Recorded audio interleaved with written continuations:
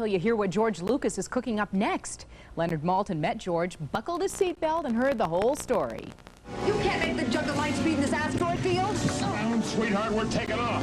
This movie is called The Empire Strikes Back, but it's a much more benign empire that's ruled over by Star Wars creator George Lucas, whose projects range from multi-million-dollar movies to video games.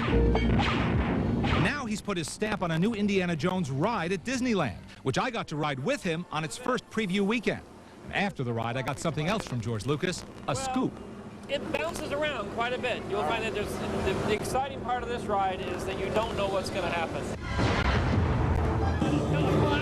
Whoa.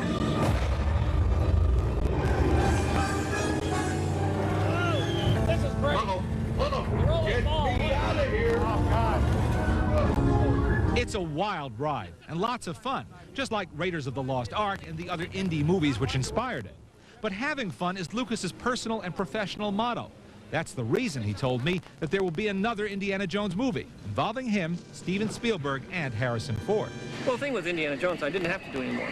When Harrison didn't have to do it, Steven, none of us have to do it. I mean, it's purely a labor of love. There's no reason other than just the fun of it to do it. So that's the only motivating factor that would get us back into it.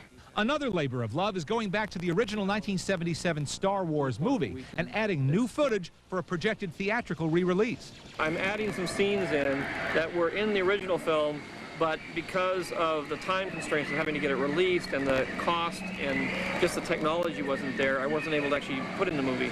And a lot of the story there revolves around Han Solo and Jabba the Hutt.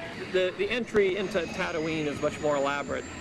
You know, there were a lot of animals that people were riding, but they weren't going very far. Now they can actually go a lot faster, and I can make everything much more fluid. So you're using 90s effects technology to juice up your late 70s film? To do what I wanted to do in the original, but I couldn't.